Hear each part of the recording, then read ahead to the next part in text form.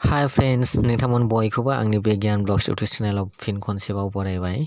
दिनै 31 मार्च 2023 बे दिनै 31 मार्चआव फरायसा सान हिसाबै सारा आसामावनो फालिफुंनाय जादों।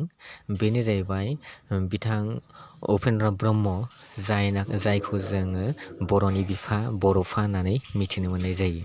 बे बर'नि बिफा उपेन्द्रनाथ ब्रह्मआ थांनाय 1956 मायथाइनि 31 मार्च खालि जोनोम मोनदोंमोन। दा बिथाङा गावनि फरायसा समनिफ्रायनो जोबोद मोजाङै फरायबोनानै सानसे समाव आबसुनि प्रेसिडेन्ट हिसाबै मावबोदोंमोन। जेब्ला बिथाङा प्रेसिडेन्ट महरै बाहागो लादोंमोन बेनिफ्रायनो बड'लेण्ड मुभमेन्ट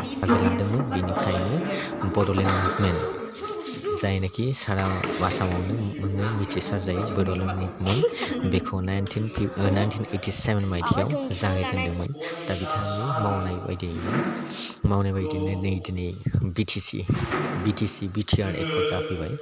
दा बेखौ नोजोर होनानैनो जेब्ला बिथाङा 1990 मायथाइयाव रुंसारि जायो अब्लानिफ्रायनो बिथांखौ बर'नि बिफा बड'फा होननानै मिथिसारजानाय जायो। आरो बिथांनि जोनोम सानखौ, बिथांनि मावनायखौ, बिथांनि आदर्शखौ, बिथांनि सानस्रिखौ अराय गोथां लाखिनो थाखायनो सारा बर'फोरानो बिथांनि जोनोम सानखौ फरायसा सान हिसाबै फालिबोबाय थानाय जादोंमोन। नाथाय बिटिसिनि मोनब्रै जिल्लायावल' फालिफुंबाय थानाय जादोंमोन आरो आबसुनि बर'फोरनि गेजेरावल' फालिबोबाय थानाय जादोंमोन। नाथाय देग्लाय 2023 मायथाइयाव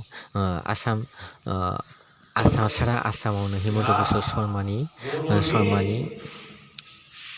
नाजानाय आरो मावफुंनायनि गेजेरजों आरो जोंनि आबसुनि गोख्रों नाजाथाबबाय थानायनि गेजेरजों मावफुंसारनायनि गेजेरजों नै देग्लाय फरायसा सान हिसाबै गनायथि मोनबाय। दा बेनिखायनो आसामनि सिङाव थानाय मोनफ्रोमबो फरायसालिमा आरो गोजौ फरायसालियाव गासैबो फरायसालि थाखोआवनो फरायसा सान हिसाबै फालिनाय जायो। दा बिदिब्ला नोंथांमोन बयनिसिमबो भिडिअखौ नायजोबनायनि थाखाय साबायखर बावनानै भिडिअखौ बावनो दोनथ'बाय। बाय बाय।